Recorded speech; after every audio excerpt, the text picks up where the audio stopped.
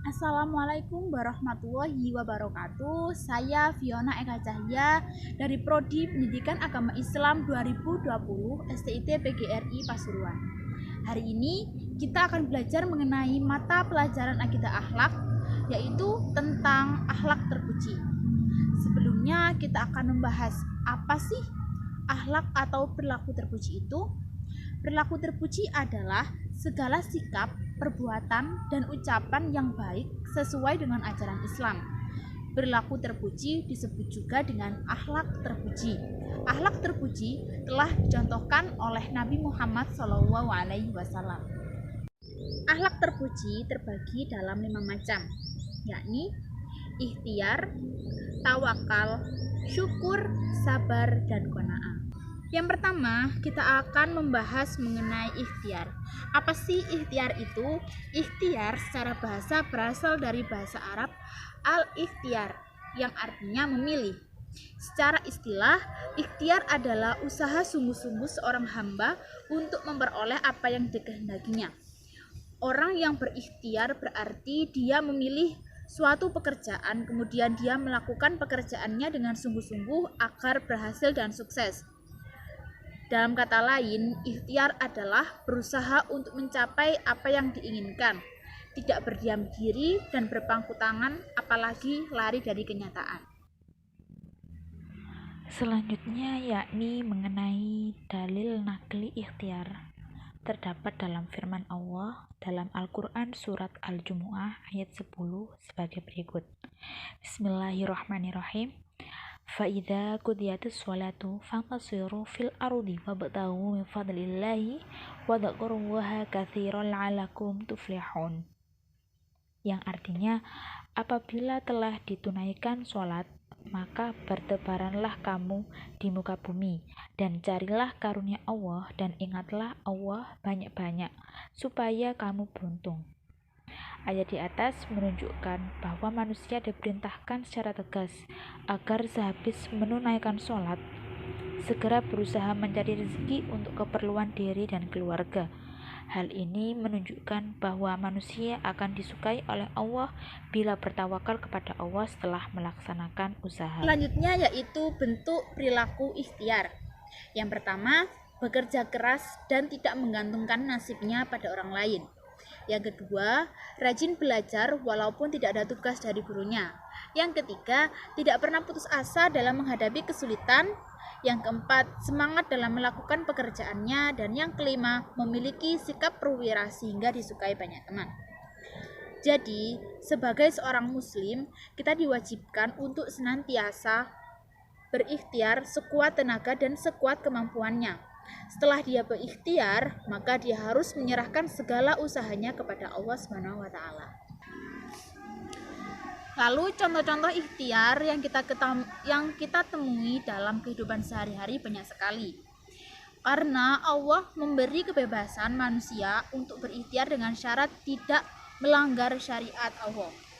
Seperti contoh, giat dan bersemangat dalam berusaha, tekun dalam melaksanakan tugas yang diamanahkan terhadap dirinya, pandai memanfaatkan waktu senggangnya untuk hal-hal yang positif, tidak mudah putus asa apabila menghadapi kesulitan, jeli melihat peluang, dan kreatif. Adapun dampak positif yang kita peroleh apabila kita mau melakukan ikhtiar dengan baik adalah yang pertama, menghilangkan rasa malas, murung, dan keluh kesah. Yang kedua, menumbuhkan harapan baru dalam hidup. Karena setiap dari satu usaha dapat menumbuhkan sejuta harapan, dan dengan banyak berusaha maka akan semakin banyak harapan. Yang ketiga, adanya kepuasan batin. Yang keempat, terhormat dalam pandangan Allah dan sesama manusia. Yang kelima, menumbuhkan dan meningkatkan keimanan. Yang keenam, menumbuhkan rasa percaya diri dengan apa yang telah diberikan Allah pada diri kita. Dan yang terakhir, memiliki keyakinan bahwa Allah pasti akan menolong hambanya yang mau berusaha. Perilaku terpuji yang kedua yaitu tawakal. Tawakal berasal dari kata wakalah, yang berarti menyerahkan, mempercayakan, dan mewakilkan urusan kita kepada orang lain. Dalam kaitan ini, penyerahan tersebut adalah kepada Allah Subhanahu wa taala. Secara istilah, arti tawakal adalah menyerahkan suatu urusan kepada kebijakan Allah yang mengatur segala-galanya. Ada salah satu bentuk perilaku tawakal yang dicontohkan oleh Nabi Muhammad SAW. Dalam sebuah kisahnya, ada seorang sahabat Rasulullah SAW yang meninggalkan untanya tanpa diikatkan pada sesuatu seperti pohon, tonggak, dan lain sebagainya. Lalu ditinggalkan. Kemudian Nabi bertanya, "Mengapa tidak kamu ikatkan?" Ia menjawab, "Saya sudah bertawakal kepada Allah." Rasulullah pun tidak dapat menyetujui cara berpikir orang itu. Lalu bersabda, "Ikatlah dulu, lalu bertawakallah." Adapun dalil nakli mengenai tawakal ini yakni sudah dijelaskan dalam firman Allah Quran surat Ali Imran ayat 159. Bismillahirrahmanirrahim. Fabima rahmatin minallahi lintalahum walau kunta faddan ghalidhal qalbi lang faddu min hawlik fa'fu anhum wastaghfir lahum wa syawirhum fil amr fa idza azamta fatawakkal 'ala Allah innallaha yuhibbul mutawakkilin, yang artinya maka disebabkan rahmat dari Allah lah kamu berlaku lemah lembut terhadap mereka. Sekiranya kamu bersikap keras lagi berhati kasar, tentulah mereka menjauhkan diri dari sekelilingmu. Karena itu maafkanlah mereka, mohonkanlah ampun bagi mereka, dan bermusyawaratlah dengan mereka dalam urusan itu. Kemudian apabila kamu telah membulatkan tekad, maka bertawakallah kepada Allah. Sesungguhnya Allah menyukai orang-orang yang bertawakal kepadanya. Nah, dari ayat di atas menunjukkan bahwa manusia akan disukai oleh Allah Subhanahu wa taala bila bertawakal kepadanya setelah melaksanakan usaha dengan maksimal. Kita beranjak ke perilaku terpuji yang ketiga, yakni syukur. Apa sih syukur itu? Kata syukur berasal dari bahasa Arab syakaro, yang berarti berterima kasih. Bersyukur berarti kita berterima kasih kepada Allah atas karunia yang dianugerahkan Allah kepada dirinya. Sedangkan menurut istilah, syukur ialah memberikan pujian kepada Allah dengan cara taat kepadanya, tunduk dan berserah diri hanya kepada Allah, serta beramar ma'ruf nahi mungkar. Jadi, arti kata syukur secara umum adalah berterima kasih kepada yang telah memberikan sesuatu kepada kita. Adapun dalil nakli yang memerintahkan kita untuk bersyukur, yakni terdapat dalam firman Allah dalam Quran surat Al-Ankabut ayat 17. Bismillahirrahmanirrahim. Innama ta'buduna min dunillahi awthana wa takhlufuna ifka. Innal ladzina ta'buduna min dunillahi la yamlikuna lakum rizqan fabtaghu 'indallahi rizqa wa'buduhu washkurulah ilaihi turja'un, yang artinya sesungguhnya apa yang kamu sembah selain Allah itu adalah berhala dan kamu membuat dusta. Sesungguhnya yang kamu sembah selain Allah itu tidak mampu memberikan rezeki kepadamu. Maka mintalah rezeki itu di sisi Allah dan sembahlah Dia dan bersyukurlah kepadanya. Hanya kepadanya lah kamu akan dikembalikan. Cara bersyukur dibagi menjadi 3 bagian. Yang pertama, bersyukur dengan lisan. Maksudnya ialah mengakui segala kenikmatan yang telah diberikan Allah dengan mengucapkan lafaz hamdalah, yakni dengan alhamdulillahirobbilalamin. Yang kedua, bersyukur dengan badan atau dengan perbuatan, yakni bersikap selalu taat kepada perintah Allah Subhanahu wa taala dan meninggalkan larangannya. Yang ketiga, bersyukur dengan hati, yaitu mengosongkan hati di hadapan Allah Subhanahu wa Ta'ala dengan cara konsisten menjaga zikir akan keagungan dan kebesaran Allah Subhanahu wa Ta'ala. Adapun ciri-ciri perilaku syukur, yakni tidak pernah mengeluh dalam hidupnya, selalu mengucapkan alhamdulillah bila mendapatkan nikmat dari Allah, mau membagi kebahagiaan kepada orang lain bila ia telah mendapatkan rezeki dari Allah, selalu bersyukur atas nikmat dan karunia yang telah diberikan Allah kepada dirinya. Dari beberapa ciri-ciri perilaku bersyukur dapat disimpulkan bahwa hidup tidak melulu tentang mengejar target. Untuk membiasakan diri bersyukur atas nikmat yang kita terima dari Allah, maka hendaknya kita melakukan hal-hal sebagai berikut. Yang pertama, ketika kita mendapatkan kenikmatan dari Allah, kita harus menerimanya dengan ikhlas dan jangan merasa kurang. Yang kedua, memanfaatkan apa yang kita terima untuk memenuhi kebutuhan, bukan untuk memenuhi keinginan.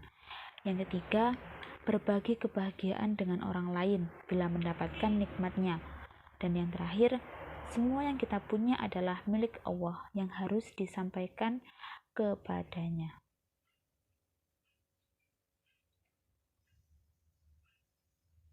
Di antara dampak positif yang kita peroleh apabila kita pandai bersyukur atas nikmat Allah, yakni mendapat jaminan tambahan nikmat dari Allah, mendapat ridha Allah, terhindar dari sifat tamak yang dapat menjerumuskan diri kepada kufur nikmat, dan yang terakhir, memperoleh kepuasan batin karena dapat mentaati salah satu kewajiban hamba terhadap Haliknya. Untuk perilaku terpuji yang keempat, yakni sabar. Sabar merupakan sebuah istilah yang berasal dari bahasa Arab sobaro, yang berarti menahan, mencegah, atau tabah. Sedangkan dari segi istilahnya, sabar adalah menahan diri dari sifat kegundahan dan rasa emosi, kemudian menahan lisan dari keluh kesah, serta menahan anggota tubuh dari perbuatan yang tidak terarah. Jadi, sabar di sini adalah suatu kekuatan daya positif yang mendorong jiwa untuk menunaikan suatu kewajiban. Di samping itu pula bahwa sabar adalah suatu kekuatan yang menghalangi seseorang untuk melakukan kejahatan. Adapun dalil perintah sabar yakni sudah tertera dalam Al-Quran surah Al-Baqarah ayat 155 sampai 156. Bismillahirrahmanirrahim. وَلَنَبْلُوَنَّكُمْ بِشَيْءٍ مِّنَ الْخَوْفِ وَالْجُوعِ وَنَقْصٍ مِّنَ الْأَمْوَالِ وَالْأَنفُسِ وَالثَّمَرَاتِ وَبَشِّرِ الصَّابِرِينَ الَّذِينَ إِذَا أَصَابَتْهُم مُّصِيبَةٌ قَالُوا إِنَّا لِلَّهِ وَإِنَّا إِلَيْهِ رَاجِعُونَ, yang artinya, dan sungguh akan kami berikan cobaan kepadamu dengan sedikit ketakutan, kelaparan, kekurangan harta, jiwa, dan buah-buahan. Dan berikanlah berita gembira kepada orang-orang yang sabar, yaitu orang-orang yang apabila ditimpa musibah mereka mengucapkan inna lillahi wa inna ilaihi raji'un. Menurut Imam Ghazali, sabar dibagi dalam 3 macam. Yang pertama, sabar dalam taat kepada Allah Subhanahu wa Ta'ala. Nah, misalkan seperti ini ya. Sholat 5 waktu terus setiap hari dikerjakan tanpa ada rasa mengeluh sedikit pun. Sesibuk apapun tetap mengerjakannya.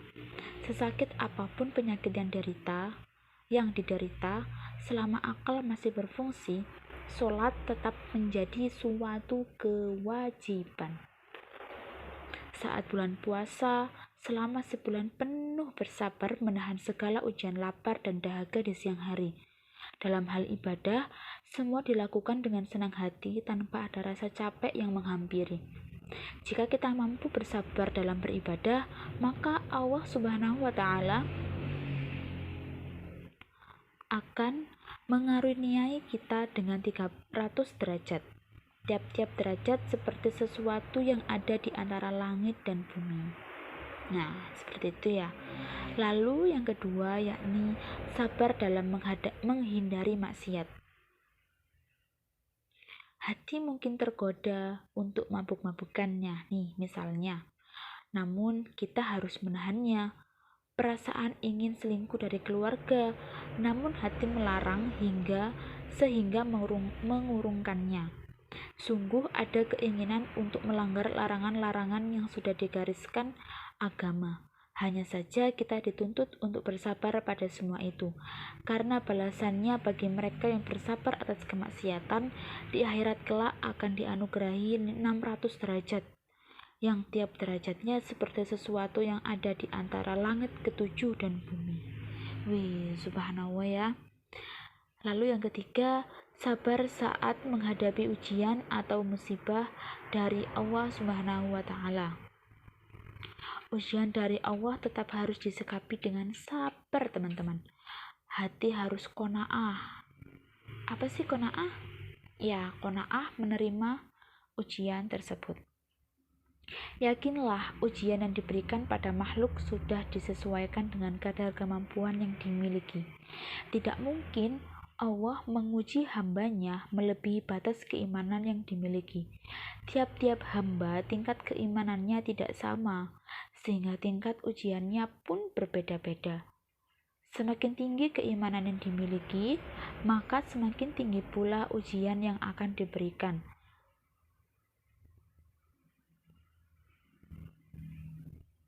Ketika kita mampu mengelola kesabaran saat diberi ujian, maka Allah akan memberikan 700 derajat di surga nanti, yang tiap-tiap derajat seperti sesuatu yang ada di antara arsy dan bumi.